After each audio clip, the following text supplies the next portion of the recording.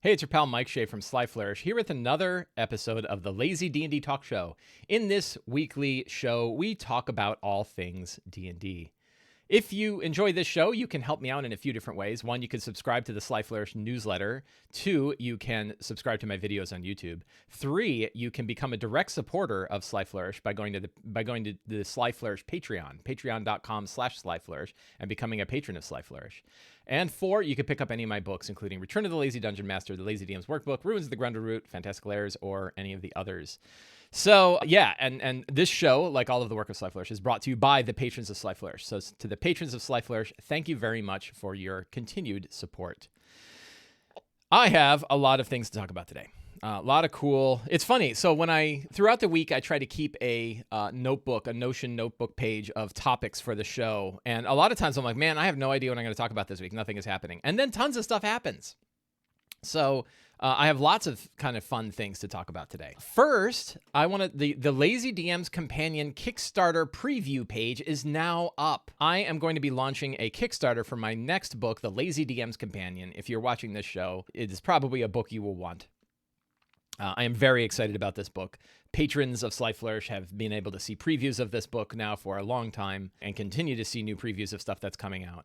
And you can be notified on launch. I'm going to paste this into the Twitch chat right there. The link for this launch page is in the show notes below.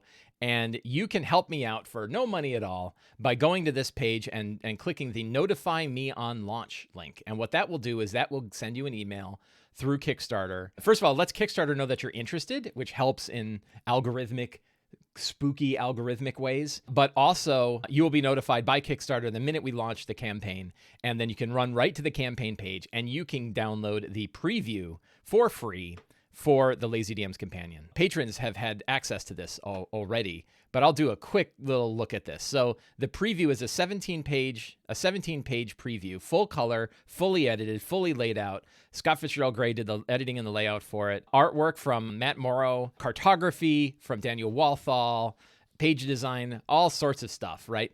And perfectly free. So you immediately get usable stuff that you can throw right into your game today. There's an introduction. We have tools for improvisation, right off the bat. Kind of here's some quick things you can do to make your game easier. A lot of these things we've expanded on in other sections of the book. Building an RPG group, RPG safety tools, building situations right off the bat, like how do you do situation-based D&D? Spiral campaign development. How do you build spiral campaigns? We were talking a little bit about that before the show. Lazy combat encounters, a new approach for how to do easy encounter building. If you've watched this show, you've heard the two steps. Start with what makes sense and then figure out the potential deadliness. But there's little things for like scaling for higher levels in here. Tweaking the monster difficulty dials. How do you change up monsters to fit the pacing of the game? Wilderness exploration with lots of like random stuff here. Generating secrets and clues, prompts for how to build your secrets and clues. Core adventure generators. These are 2 pages of tables that you can use to build a whole slew of different adventures for your D&D games. These are sort of general purpose tables that you can use in lots of different ways throughout the rest of the book. And then we have a couple of adventure scenarios. Protect the Village, which is an adventure generator specifically designed around the idea that the characters are hired to protect a village from marauders. And then The Keep. There's some powerful entity trapped inside of some prison and people are trying to break it out and other people are trying to fight it and you have to deal with it. Some are protecting it, some are breaking it. Yada, yada, yada. And then we have a nice general purpose usable map by Daniel Walthall. It's got a mixture of natural caverns and fixed work. And this is all, so, we wanted to have a map that you could use for a lot of different reasons, a lot of different purposes. So where the Lazy DM workbook had maps that were specifically designed to fit a particular theme, like a castle or a dungeon or cellars or whatever. What we're doing here is building kind of more general purpose maps. You could kind of turn them. You can sort of cut rooms off. You can do things with them to build dungeons very quickly, a lot of times based on the generators that we include in the book. So that is the 17-page preview for the book that will be available to everybody for free. The full book is going to be 64 pages with a whole bunch of more stuff on it. You'll learn all about it when the Kickstarter comes out.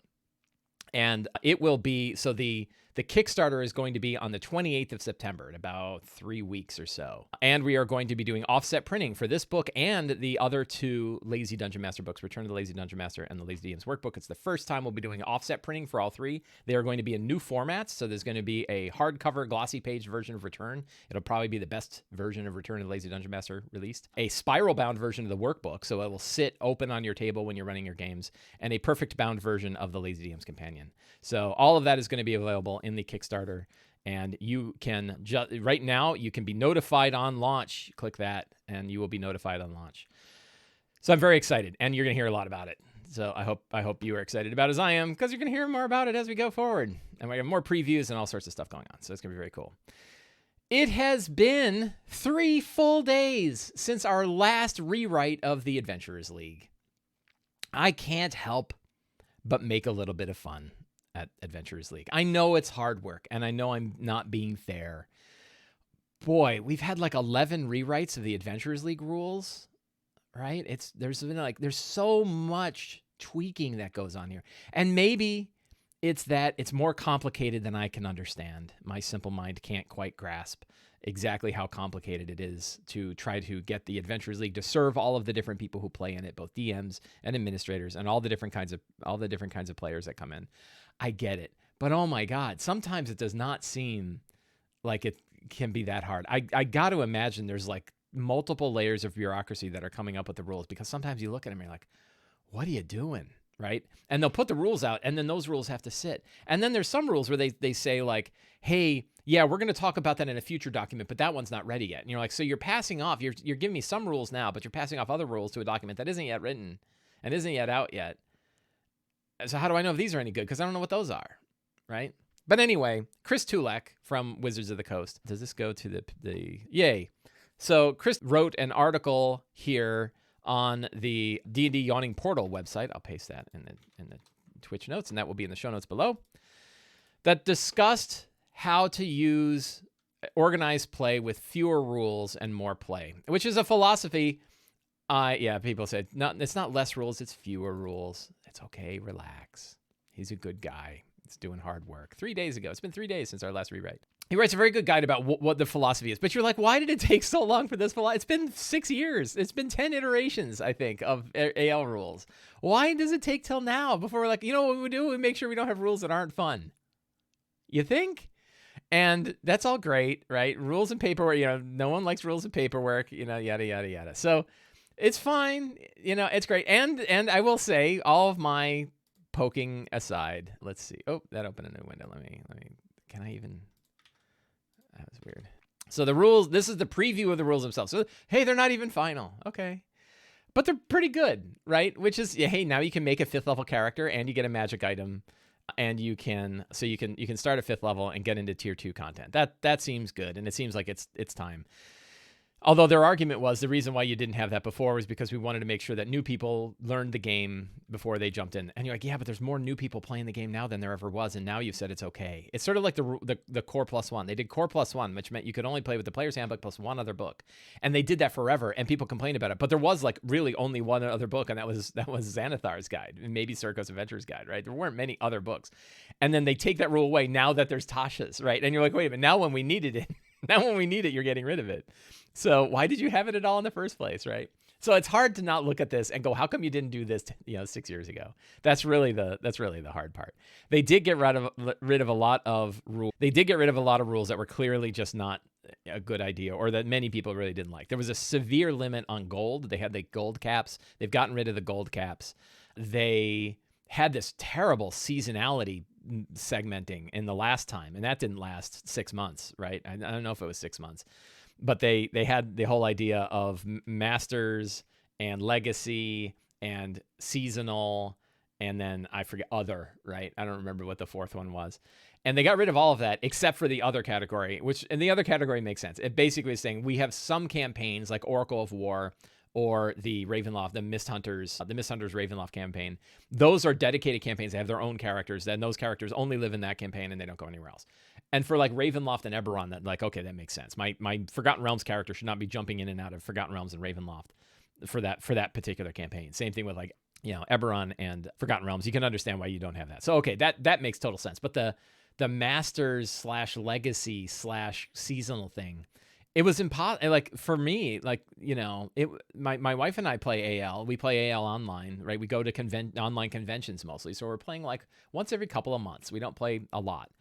And it was impossible to, like, I can't keep track. Like, I only have so many characters. I don't have a lot of characters. And the idea, like, I want to play some Candlekeep, but I don't have a character capable of going to Candlekeep because they're in, I could take my character from Icewind Dale, from Rime of the Frost Maiden, and I could have them do the Candlekeep one. But then I can't go back again because they went from seasonality to Masters, and you can't go from Masters back to seasonality again. Right? And it was just like, I'm not going to pay attention to that. Right? So, like, anyway, they got rid of it. The good news is the seasonality is generally gone, and that's good because no one, I couldn't even get an explanation for, like, I think I actually found out or heard that the Moonshae stuff was half in and half out of Masters, right? That some of the Moonshae was in Masters and some of it was not. And you're like, oh my God, really? You know, some is seasonal and some is not? Oh, it's still all in Moonshae, right? So yeah, anyway, they got rid of that. There is, and so this is where, like, oh yeah, there's rules for that, but it's somewhere else. And by the way, we haven't written that one yet, right? It's not rules, it's some, you know, it's more like guidelines. And the question I had was, like, there are definitely problematic magic items that can wreck an AL game that I have seen in play. And the examples are, hey, my friend and I played through Tomb of Annihilation, and at level 2, I managed to get a Shield Guardian. And so I'm bringing my Shield Guardian now with me on all the adventures that are tier 1, and the Shield Guardian is going to go and take care of things for us. I've seen that happen, right? I guess the Shield Guardian has been banned in current play and in future play, and it's in some other. There's another guide. I think it's called the content catalog, the ALCC AL content catalog, and that one explicitly discusses which items you can't pass from one campaign to another. But it's not in here. Right. And so if you are a player and you pick up the player's guide and you play with a DM who happened to not know what he was doing and gave you a Shield Guardian, and then you go to a game and you're like, I'm bringing my Shield Guardian, the DM at that game is going to have to be like denied. Right. Why? Because you shouldn't have had it in the first place. So, you know, there has to be, I think the only area where you actually want to do any limitation on characters is magic items. And I actually think one of the things they got rid of in here is that you have the magic item caps, right? How many magic items magic item limit per tier, but it did not limit it by maximum type. So you couldn't say, for example, at tier 1, you can only have uncommon magical items. I think that was reasonable to have. I think the idea that it was like uncommon items at tier 1, rare items at tier 2, very rare at tier 3, and then tier 4 was everything, right? That made more sense to me, but whatever, no one's asking me. Otherwise, it's 3 pages. It's very slim. It definitely doesn't get in the way. The getting rid of gold cap which should help many people. Many people really didn't, as far as I could tell. Certain loud people that I read on the internet really didn't like the gold cap. It never bothered me, but I never really played wizards who use gold a lot to scribe spells. I think the big deal is basically you're saying wizards get access to all the spells, you know, in higher tier content. And so the gold cap is gone, and more importantly, the seasonality thing was gone, because I think that was just a license to cheat. I think that as soon as you put seasonality limitations in place and said, like, well, you can't take a character from Legacy and play them here, and you can't take them from here, or if they go in here and they go out, they can't come back. Like, once a character hit Masters, you know, once you hit Masters, you can't go anywhere else. Like, no one's going to pay attention. No one's going to care. The only way you'd get caught cheating is if you had a magic item from some place and you brought it forward, and then the DM happened to know, like, wait a minute, that magic item does not exist in this series. You could only have gotten that here, and if you got it here, you couldn't have come over here. You know, basically, like, I think that the idea was that when a new campaign comes out, they didn't want to have people show up with crazy broken stuff from older campaigns in a new campaign and then kind of wreck the game. I don't know if that was really a big problem. So, yeah. So here we are. It's great. It's fine. But oh my God, just the machinations of rules for AL really cracks me up. And, you know, hopefully, like, can you imagine going 2 years without a rules change, right? I can't even imagine it. It hasn't certainly been that way. It's been, I think, basically every 6 to 9 months. There's been a new set of rules, and they're almost always significantly different than the rule set previous, which means even for someone like me who lives and breathes D&D all the time, who thinks about AL a lot, who plays AL, I can't keep up, right? I forget. I go, like, wait a minute, what about the rules from back then when you had, like, you know, points that you spent on magic items? Like, it's so crazy about all of the different things that they've tried and how extreme those changes have been. And I'm sure there's some interesting story about how all this happens in the background, right? Like how I'd like to know how the sausage gets made here. But we know that what comes out the other end are a whole bunch of different kinds of sausage, and some of them are not very tasty. So, yeah. If you want to know more about AL, if you want to talk to people who also do live and breathe AO, who will answer your questions, they answered some of mine. You can go to the D&D Discord. I think it's discord.com/D&D or Discord. Go to the D&D Discord. It's not hard to find. And one of the forums there, one of the Discord channels there is specifically for Adventures League. The AL admins hang out there. That's where all the official announcements are made. That's their central hub for socialization about AL. And you can always find people there who will be able to answer your questions for them. So check that out. Alignments. So if we recall, I think it was, how many books now? Candlekeep didn't have them, and Van Richten's Guide didn't have alignment. They took away alignment for monsters. And I don't know that they explicitly said this, but the general consensus is that when you take certain humanoid creatures and you put a fixed alignment on them, you are severely limiting that. First of all, you're creating a bad stereotype, right? And really going back to sort of bad ways that we think about people, right?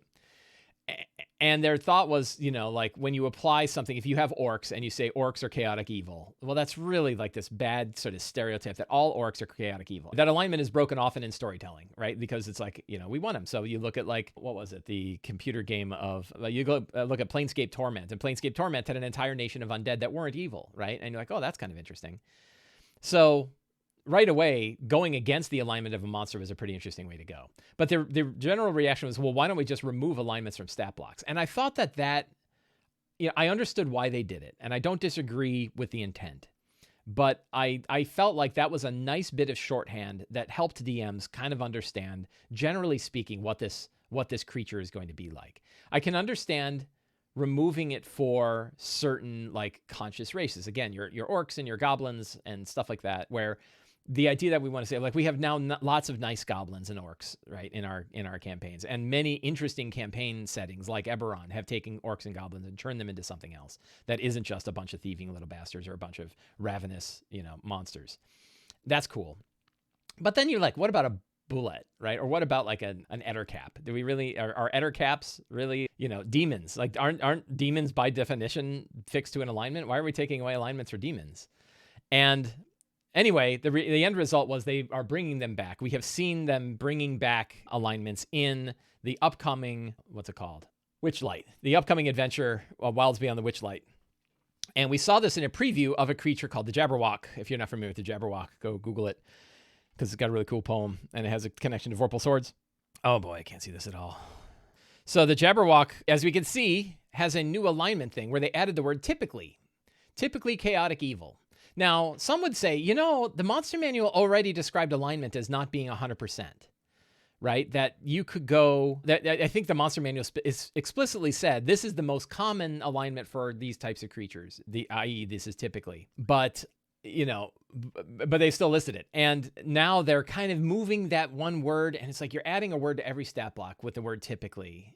Okay, I guess. Is that really? I don't know if that's where the complaints about stereotyping, and sort of, inherent racism that was kind of existed in D&D, which does exist. That's true.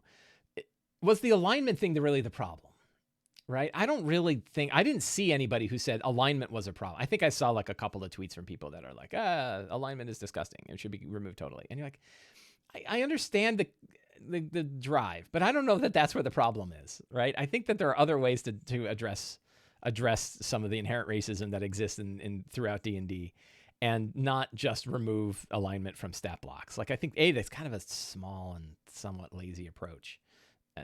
Right? Granted, I'm a lazy guy, so typically that's fine. I get, it's fine. Like, it's not going to wreck my world. They've got the space. It's not hard to.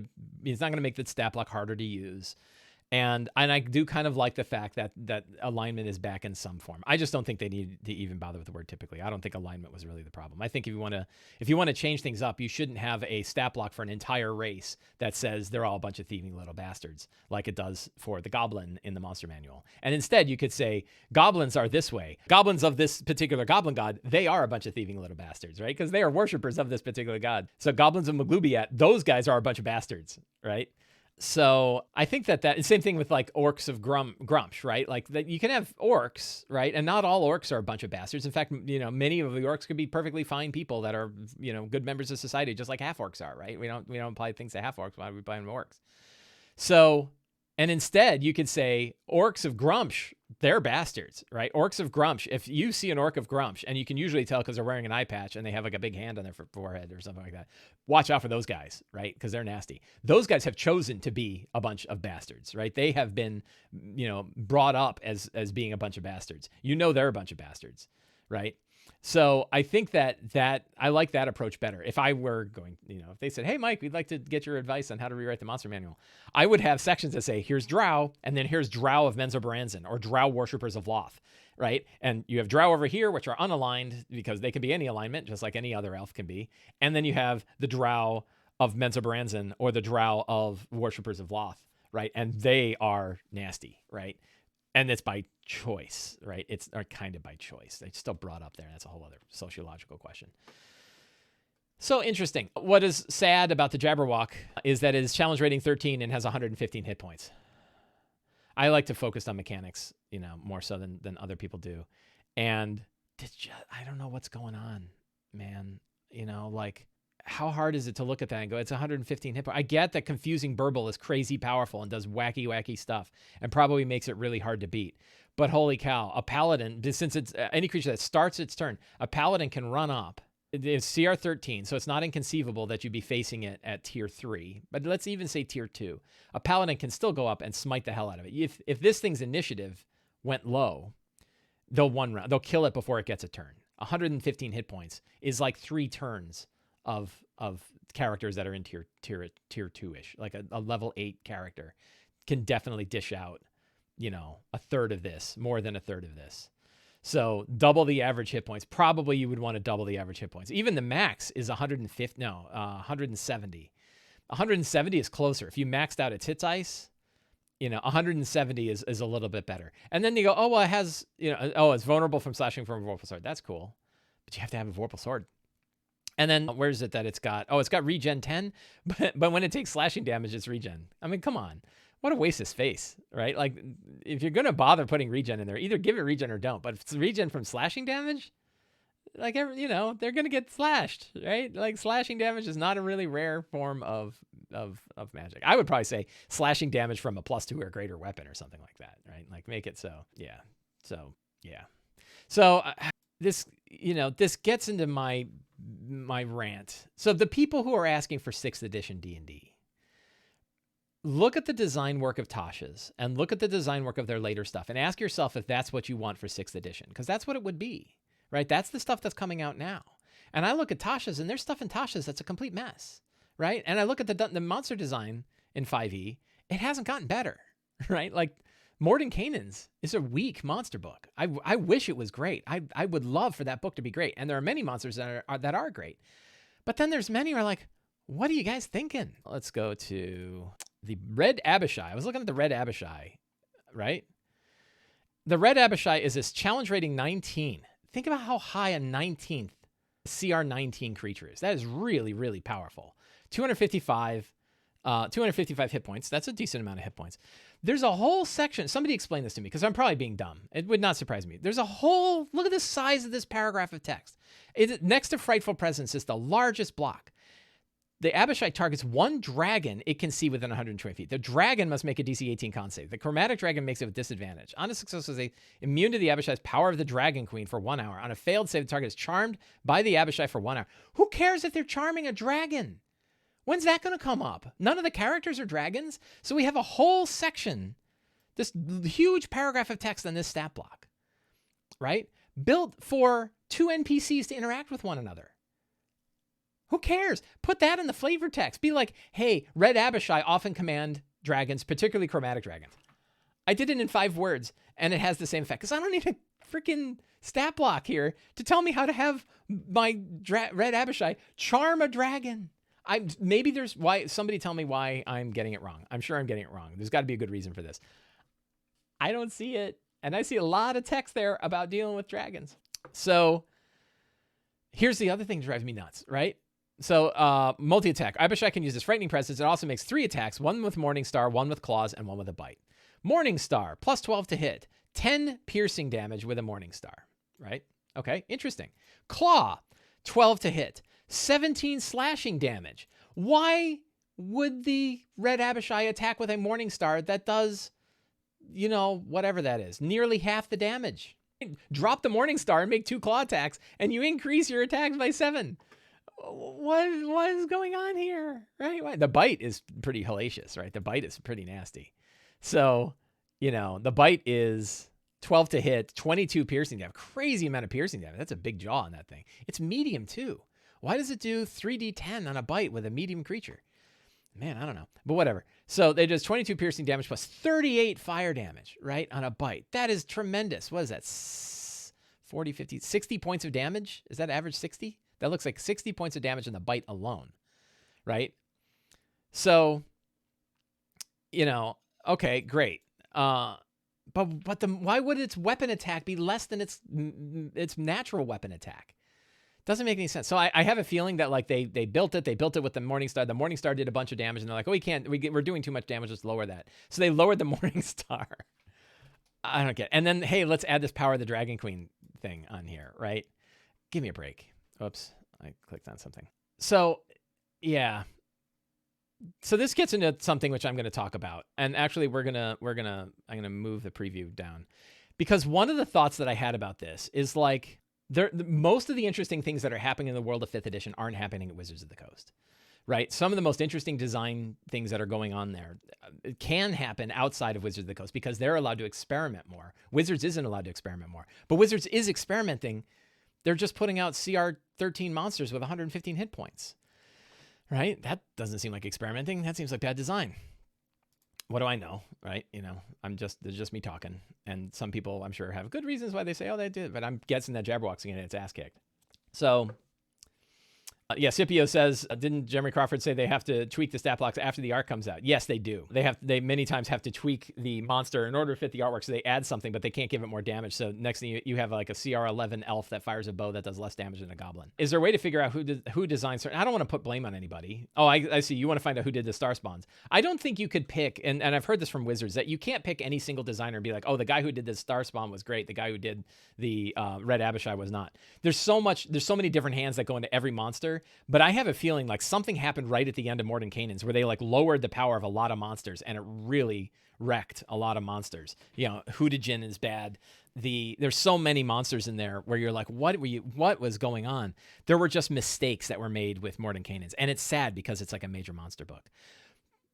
That aside, what about some of the interesting things that are going in other areas? And there's a whole bunch. So I actually think a lot of very interesting things are happening with various Kickstarters. So we just saw Kobold Press, who is the #1 third-party publisher for 5th edition. They just came out with the Tome of Heroes, right? And they didn't come out with it, but they just finished their Kickstarter. They had nearly 7,000 backers, the $378,000 that they got for it, to put out a big book of character options, right?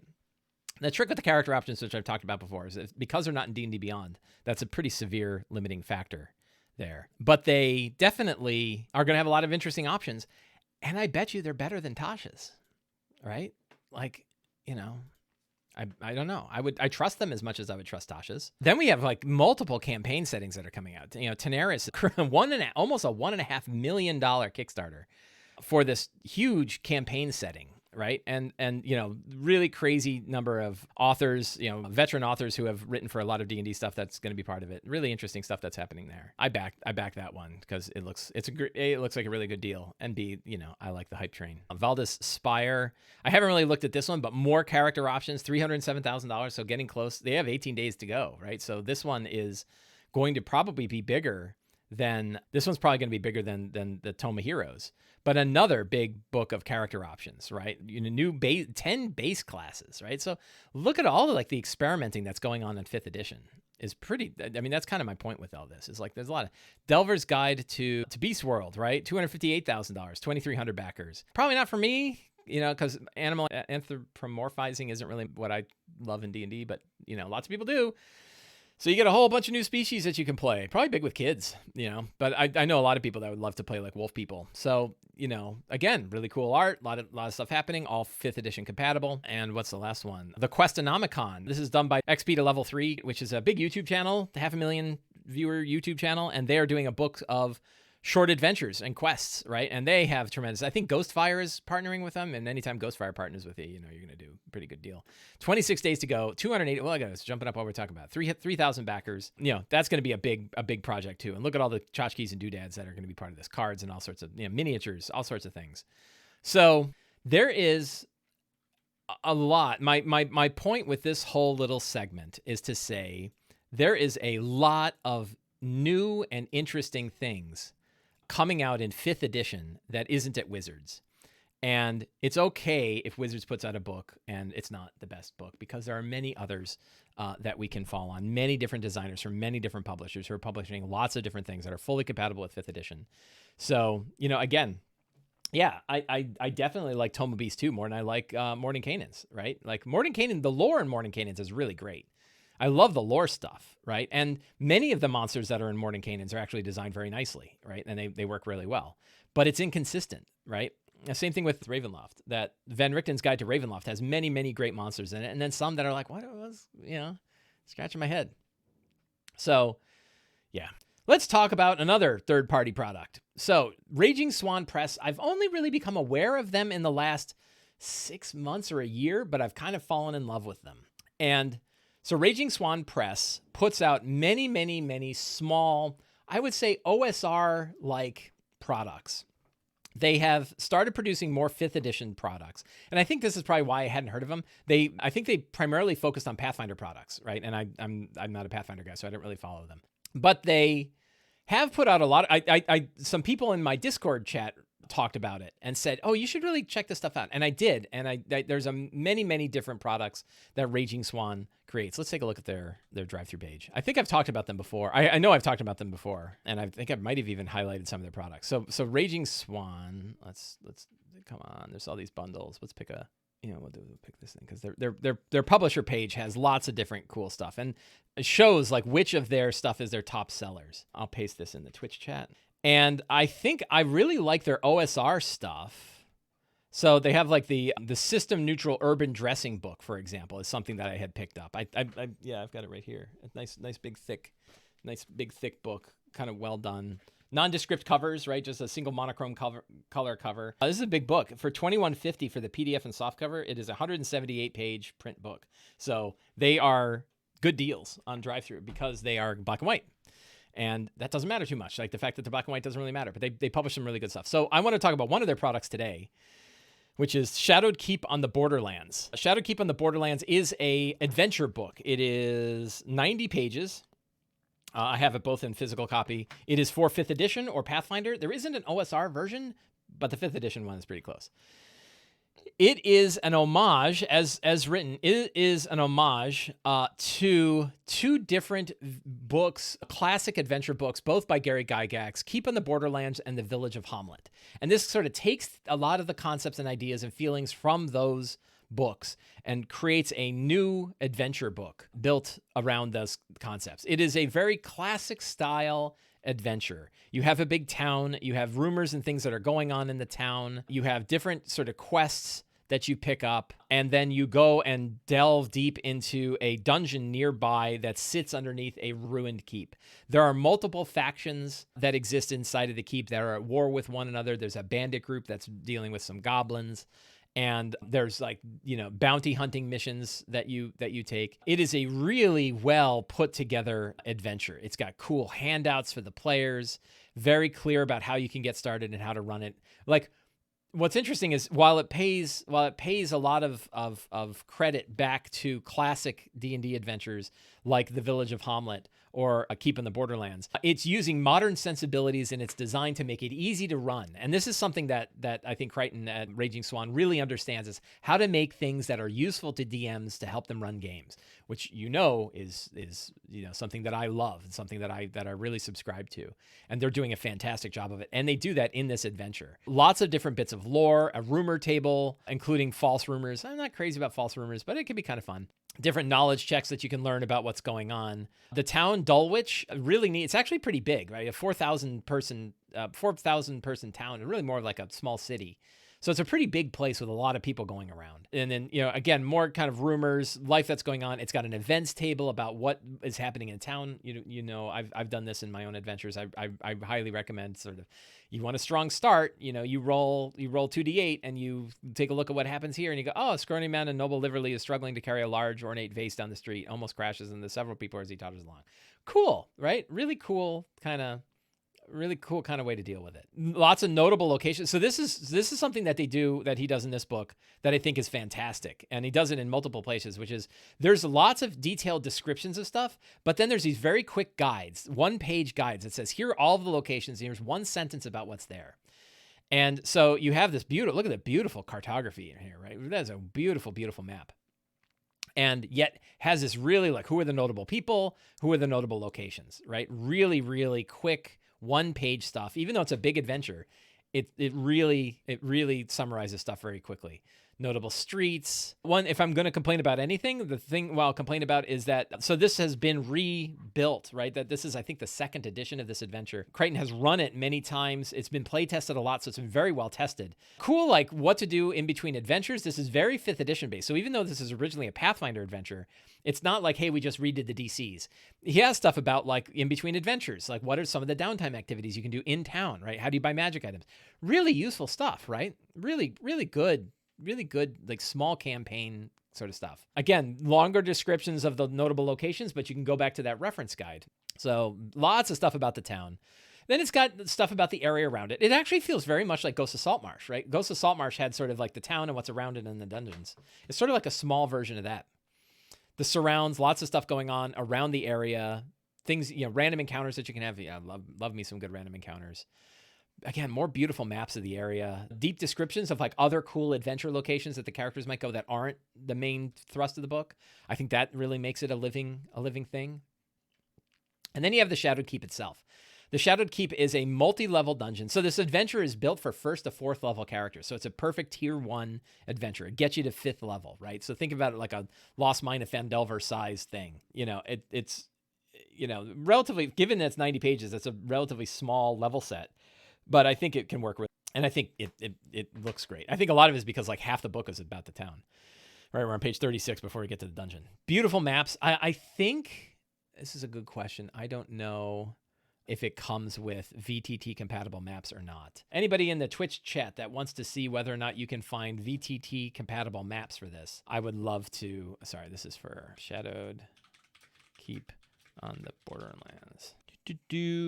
The Shadowed Keep of the Borderlands 5e is there. I don't see that it comes with any VTT maps. Give me a second here. Oh, so Timothy says you can download VTT compatible maps for this on the Raging Swan website. Awesome. I will grab those and I will put that in the show notes below. Because I think VTT compatible maps for this would be really, really nice. So I'm glad to hear that they have it. Much like, look at the cool classic style art. Right. Actually, the guy, one of the artists for this is doing art for the Lazy DM's Companion. So you're going to see some similar art, although the Lazy DM Companion art is going to be color. Not that I'm not going to black and white. Black and white art is beautiful. Timeline, what happens? What are some ways that this evolves? It definitely has an idea that you would go and you would do some stuff, you would leave, you'd rest outside or go back to town and go back in again. And it's not intended that you crawl the whole thing all at once. You probably wouldn't be able to. And I believe somewhere in here I saw it.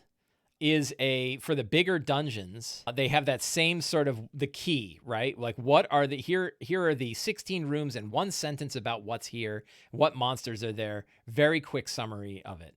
They have some cool stuff. There's a little bit of a spoiler. They have like locations in here that are really hard to find that contain a lot of cool stuff. And the intention is like not everybody's going to find them. They are not intended for everybody to find them. I think that's really cool. So multiple dungeon layers, lots of different cool monsters, very classic style to it. Trapped rooms, trapped, neat monsters. So Raging said, why is it sold in color? It's because of the page size. Or sorry, the physical pages are thicker when you select the color, but it's still pretty cheap. So $21 is still really cheap, but it's a higher quality. If you selected black and white, the pages would be thinner. That's why it's using the color print, even though it's in black and white. It's because of the page thickness. So yes, neat dungeon design. It's got your Jayquay style dungeon design with loopbacks and secrets and all kinds of, things that you can do. There's loops here. There's loops here. Really great stuff. Beautiful maps. Again, cool art. I know I keep talking about the art. Hey, Gelatinous Cube. So if you were looking for a sort of traditional D&D adventure, something that feels like the old school D&D adventures without, and you could run the old ones. Like I've run Village of Hamlet and stuff like that. Keep of the Borderlands. Keep of the Borderlands was one of the playtest adventures when they were doing D&D Next. But this one's just, it's so well designed, right? It is so clean and it's sort of battle tested by having been run for years and then revised. And you don't get to see many adventures like that. Imagine if they took a book like Waterdeep Dragon Heist and said, we're rewriting it. We're rewriting it and reformatting it based on all of the different experiences of all the different DMs that ran it. That would be really cool, wouldn't it? And that's what they did with this one. And it's $21 for the PDF and the physical version is $21. I'm really hoping and planning to run this adventure soon for probably not any of my main groups, but I'm probably going to run it for one of my irregular groups because it just looks like a lot of fun. It looks like it captures that old school of D&D, and I'm really excited about it. I think a hard part is that this is out the same time that Scarlet Citadel from Kobold Press came out, and both of them have that sort of old school feel to them. Which of those two would you want to run, right? Is a little bit of a tough sell. But I think this is significantly cheaper for one. And they're both really good. So yeah, so check out Shadowed Keep on the Borderlands by Raging Swan. Fantastic book, really cool. I spent an afternoon kind of reading it through, and the whole time I didn't see anything and I'm like, oh, that doesn't work. Like, how is that supposed to work? I was like, no, this is really cool. I would really like to run it. So I highly recommend it. Check it out. So we've got about 15 minutes left to talk about some questions from patrons of Sly Flourish. So these are all questions that I picked out from we have a thread on the Sly Flourish Patreon page in which I ask for questions that I'll look through and I'll pick up and I'll talk about either in the show here or do a separate video where I talk about them. Or some of them I'm not going to be able to get to. Ryan R., a patron of Sly Flourish, asks, I'm currently running an open table West Marches Hex Crawl at a mead hall every Sunday. As a consequence of that, I rarely know who my players will be in advance, nor do I necessarily know what they will do once the session starts. I've got a kludge developing where I have secrets and clues broken up by region, i.e. secrets and clues found at the Dwarf Ruin. These clues can be found in Marrowwood, etc., in addition to the standard character-focused secrets and clues.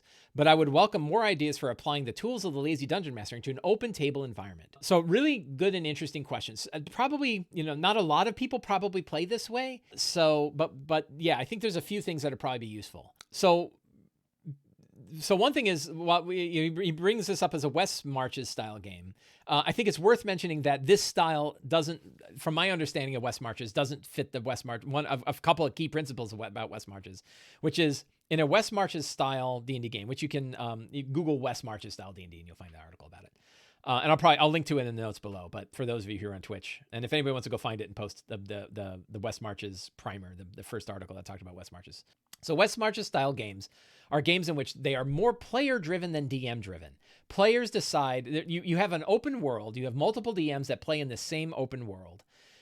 And you have groups of players who go and essentially recruit DMs to run parts of it for them. And the players bring the topics. The players schedule the games. Right? They handle scheduling and they tell the DM up front what area they're going to explore. And then the DM focuses on this area. In Ryan's situation, He's not running it that way. Instead, it's more like an Adventurers League style where players show up at the table. He doesn't know who they're going to be. And the first 5 people that shows up, he's going to run a game for them. And then they're going to go somewhere. And he probably offers up multiple options for them. And then they pick which way they're going to go. And as you can imagine, it is hard to do that and also be prepped for all of the things. So Creatures of Queen says he needs tons of tables in the background. Yeah, so random stuff can help you. But the reality is you're probably going to have to do some upfront homework. I would think in this style of game, you would want to do some upfront homework to develop all 3 of the locations you're planning to go to. So let's say you have a ruined watchtower, you have the weird cellars underneath the old inn, and you have that cave behind the waterfall, right? You have these 3 different locations, and you have 3 hooks for each of them. And then you would develop each of those locations as their own adventure, right? As a lazy DM adventure. And you would, in my thought, you would go through the 8 steps for each one of those, right? And then you'd have them set aside. So you're like, okay, I went through my 8 steps. I've got my secrets and clues. I got my interesting locations. I got monsters. I got NPCs. I got hooks. I got all the stuff. And then you take that and you put it aside. And you do I do that for the ruined watchtower. I do another one for the cellars underneath the inn. And I do another one for the cave behind the waterfall. And you'd have whole sets of locations, starts, secrets and clues, monsters, treasure, all of that is set aside for each one of those. And then when you go to your game, you say, these are the 3 options available. And they say, we want to do the cave behind the waterfall. And you go, great. And you take the other 2 and you set them aside and do the cave in the waterfall. And then the next group comes along and I don't know if you offer them the same one, the cave of the waterfall. Maybe you take the cave of the waterfall out because you've run it. Now you're bored. You take the one out, you add a new one, but you still got the other 2. And eventually they're going to pick those 2. So you're not wasting your prep because you still have these ready to go locations where you've done all the prep for each of them. If they pick that one, you can go there. You would probably want 5 or 10 minutes to refamiliarize yourself with stuff, right?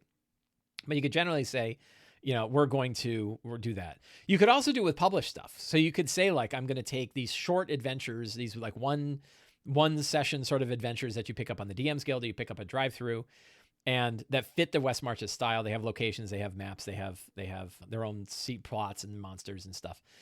And you just kind of bank them, right? And so you have like your stack of locations where you've prepped them all. And again, you probably need 5 or 10 minutes just to kind of reframe it. Oh yeah, that's what this is about. Oh yeah, there's that weird thing. Oh, read through the secrets and clues again, right? And then you've got sort of that. So you can sort of keep each of them. I would think you would probably end up having to prep each of the locations you plan to run. Better is if you have some way of having the players decide beforehand, like a week beforehand, where they're going to go, then you get to narrow it down and say, I know they're going behind the cave and the waterfall, so that's the only thing I have to prep, right? That obviously is the more idealistic standpoint. But I think in this circumstance, when we talk about lazy DMing, we're talking about being efficient, and efficiency means you can prep all the locations because you know you're going to use them eventually, right? And I think that can work. So I hope that answers your question, Ryan. I think we talked about it a little bit on the Patreon page as well. Robert S. asks, what to do when the storyline stalls or goes stale? The same secrets and clues have been thrown out several times, and for whatever reason, the PCs don't take the bait, but they are kind of necessary, or at least important storylines. Would you ever talk away from or across the table as Mike to get the game back on track? Is that appropriate? So appropriate is whatever makes the game fun, right? There's no such thing as appropriate or inappropriate, right? You do whatever works for you in your game, right? That's fundamental thing. Do what helps your game. If you want to have a conversation about it, have a conversation about it. It can't hurt. It sounds like there could be some other things going on in this circumstance, though. Are the characters not picking up the bait because they don't understand it or because they don't care? If they don't care, you have a different problem. And then you might need to either kind of change the nature of the game and figure out what do they care about? What are they interested in? This is one of the reasons why I'm so heavy-handed with session 0 character creation, like wiring in the campaign into character creation at session 0, is because you want them, if you're going to run Descent into Avernus, you want them to care about Elturel. If they don't care about Elturel, what's the point, right? So I think that, or Rime of the Frost Maiden, why are you going to go do 28 quests from levels 1 to 3 in 10 towns? I'm making fun. If you don't care about the people at 10 towns, right? And you don't want to help them survive the Endless Night. So you want to wire that stuff into the characters during session 0 so that they will want to pick up on every hook because they know their characters care about this stuff. This gets around that's not what my character would do. My character doesn't care about solving Elturel. Well, why not? The only characters you should be playing are the ones who care about Elturel, because in session 0, we talked about Elturel, right? You ask them like, hey, before you build your character, ask yourself why your character loves to support Elturel, right? So part of it could be that the storyline is stalling because the characters aren't invested, and the characters aren't invested, the players aren't invested. So there could be a disconnect between what was the theme and the drive of the adventure and what's the theme and drive of the characters. If there's a separation there, you got a problem. If you're in the middle of it, what do? You might have to reset. You might have to have that conversation. Like, in order for us to go forward with this campaign, it's important that the characters have a motivation to do this stuff. I'm going to ask you guys to come up with that motivation. Do like a mid campaign session 0. All right. That could be an option. Now, the other one is they aren't picking it up because they aren't picking it up. And sometimes I think it is easier for DMs. I don't know. I don't know if I'm going to make this statement right. Sometimes we hold our cards too close, right? And sometimes we just have to tell them. Sometimes the secret needs to be bold and obtuse and here's what's going on, right? And because like players are busy and they got a lot of things going on in their lives, right? And it's late on the night and they're tired and their kids they got soccer practice tomorrow, right? And so there's things going on and so sometimes you just have to bring it to them, right? You make the clues more overt. You do clues over and over again, right? Really wire it in. They go, yes, I know that. Stop talking to me about that secret. I know that I'm supposed to pick up the 3rd key at the cave behind the waterfall. Right? And you're like, well, at least they know where they're supposed to go.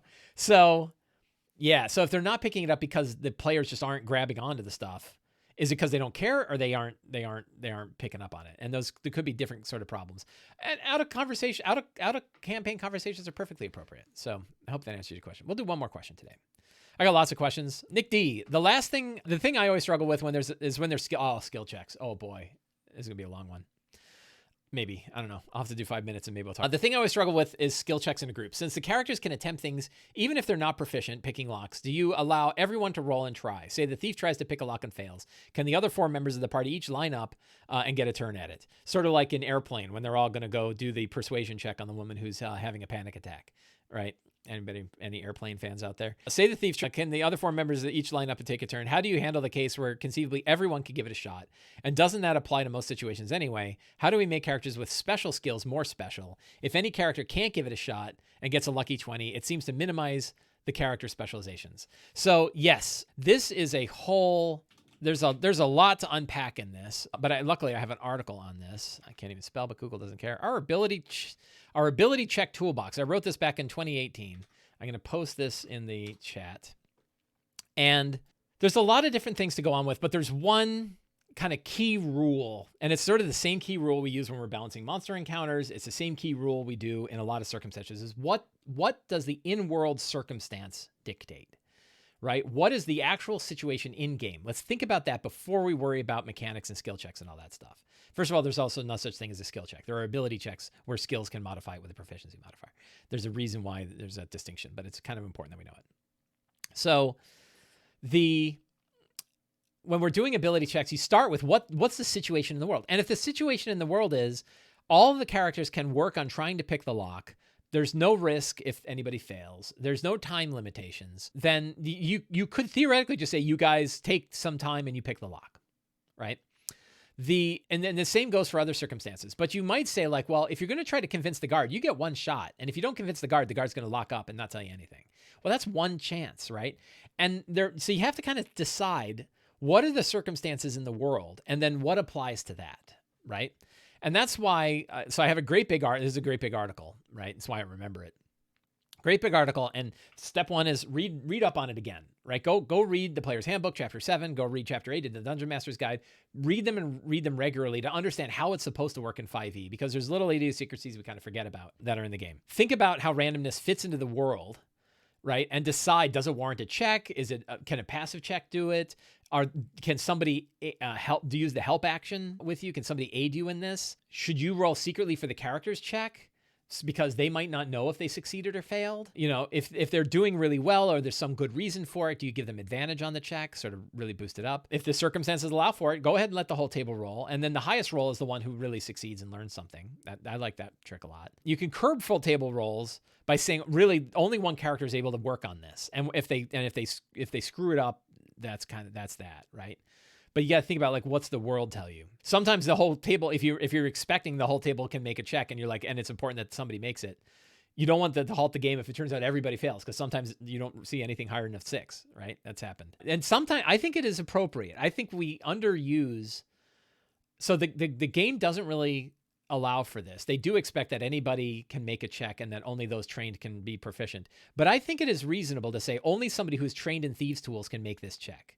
Or only somebody who is trained in arcana or religion can make this check. You can't, it requires a level of knowledge that those characters have and nobody else in the world does. And if they fail at it, nobody's going to be able to get it. I actually use that pretty regularly. I probably use that more often than somebody does. So when somebody says that they're going to aid an ally to get advantage on the check, or they're going to cast guidance on him, you want to know what that looks like. And something that Ryan from 2C Gaming brought up, which I think is a really good point, is that guidance is not an interrupt.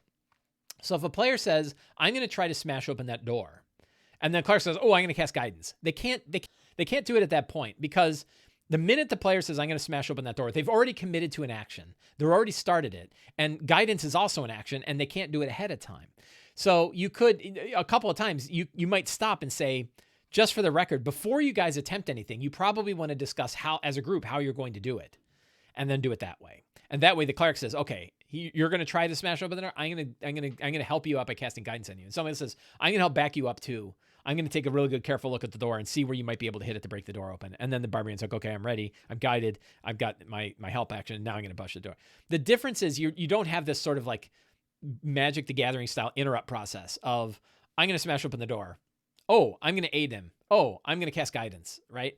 Instead, you're saying, like, as a group, you should discuss what your approach is going to be, then do it, and then it all plays out in turn. And that way there's a sequence to ability checks that makes sense, rather than sort of everybody piling on everything at once. You can't cast, if a rogue is going to attempt something and doesn't tell the group that they're going to do it, the cleric can't guide them, because they're already doing it before the cleric has even figured out they're doing it. So instead, you want the group to talk about the fact, like, hey, I'm going to do this. Can you cast guidance on me? Yeah, okay. Boom. Okay, I'm guided. Now I'm going to go do this thing. So I think the answer, and so there's one other little tricky bit that's not in this article that I read about. Let's say, let's look at the Black Abishai or the Red Abishai. Let's not. We'll go sources, source books, Dungeon Master's Guide. Little note. So, this is my weekly pitch for, hey, the Dungeon Master's Guide has a whole lot of interesting things in it. It's probably worth a good skim, because a lot of the things people talk about a lot of the time are in the Dungeon Master's Guide, and they're kind of hidden. So there was something about skill checks in here. Firearms, explosives, grenades, alien technology, plot points, combat options. Was there skill variants, ability options? This is the section I was looking for. And in here, somebody says, boy, I sure wish that D&D 5th edition had the Take 10. You remember the Take 10 where you could do essentially a passive check? And it's in here. Oh, where is it? I saw it. I gotta look for it. Maybe somebody help me out and tell me the section if you remember it. Running the game, table rules, using ability scores. Let's try this. Maybe it's under here. Yeah, so the ability check section has a whole lot of information about what's going on. How did, in some cases, this basically talks about what I was talking about, which is that in some cases it's okay for people to do it. In some cases you have a context. There was a section on here. Yeah, variant, automatic successes. This is your Take 10, right? Sometimes the randomness of a D20 leads to ludicrous results. D15, fighter with a strength of 20 helplessly smashes against the door. Meanwhile, rogue with a strength of 10 rolls a 20 and knocks it.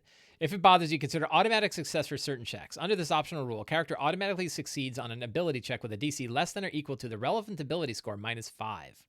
So an example, a DC, if you have a 20 strength, you can break it down. Having proficiency with a skill or two can also grant automatic. If a character's proficiency bonus applies to his or her ability checks, the character automatically succeeds if the DC is 10 or less. If that character is 11th level or higher, it's DC 15. So if you're proficient in a skill, you automatically succeed if the DC is 10.